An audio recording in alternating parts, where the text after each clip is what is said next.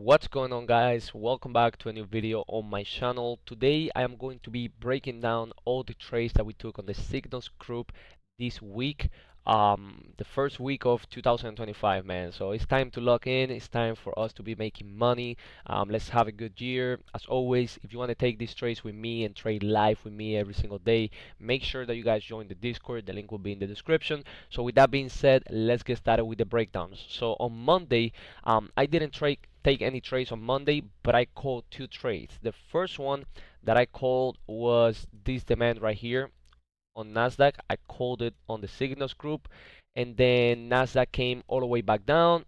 It rejected right here. It was looking nice, looking good. Didn't close any candles inside the zone, but then it closed one candle, two candle, three candles, four candle because it's also closed inside.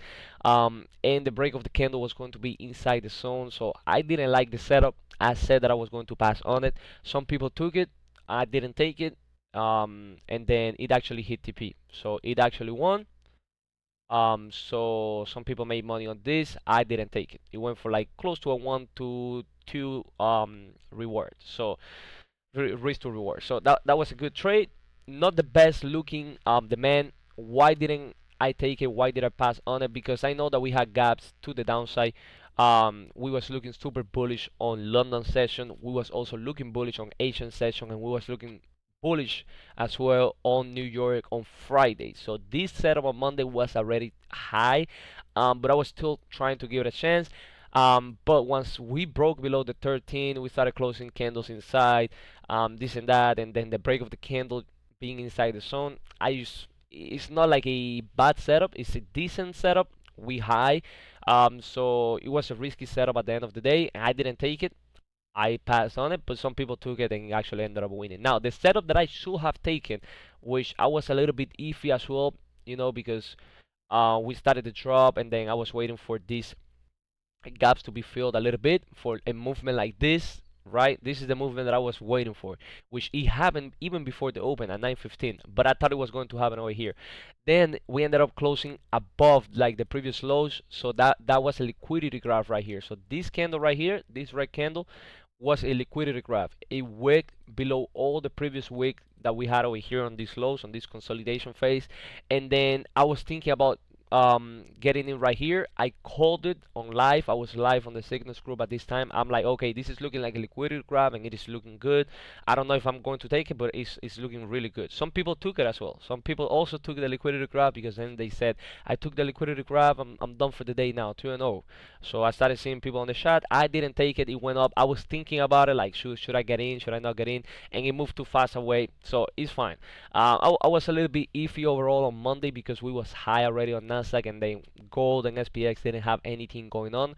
So just me being iffy is fine. I didn't place any trades. Patience pays at the end of the day. So I was cool with walking away this day without taking a single trade. So then on Tuesday I came in and we had this SPX trade on Tuesday. So if you guys can see, SPX had a demand over here. It broke structure above this high, so we gotta zoom in a little bit so you guys can see it. So this wick right here is above the previous wick right here. So that was a break of structure right there on SPX.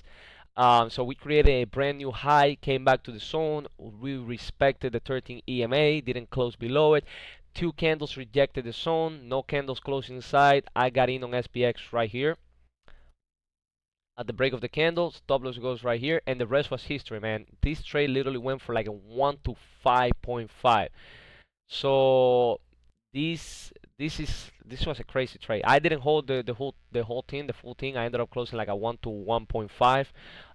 But this was a crazy trade overall on Tuesday. It was the first trade of the week. On the first trade of the week, I don't really like to hold like big runners or anything like that. I could have held like some runners, but I just closed a full position. So walked away for the day, and this was a crazy trade. This made it a 6 trades winning streak because I finished the year 4-0. This was the 5th trade that I took in a row that won. And then today, this is the 6th trade that I take in a row that wins. So I'm currently in a winning streak right now. 6 trades winning streak. And this trade was also crazy, man. Like it ran for like almost a 1 to 2 over here. If we, yeah, like a 1 to 1.97. I still feel like it can go even to like that 1.2. um, to that 1 to 2 risk reward ratio, but I'm out of the position already. So it's very simple. We had news today, 8:15 and 8:30. So gold had this demand over here. If you guys can see it, gold was also coming from a 1 hour demand over here. I rejected very well. Was coming from that 1 hour demand. We're looking bullish on the 1 hour, 200 at the bottom, 50 at the middle, 13 at the top.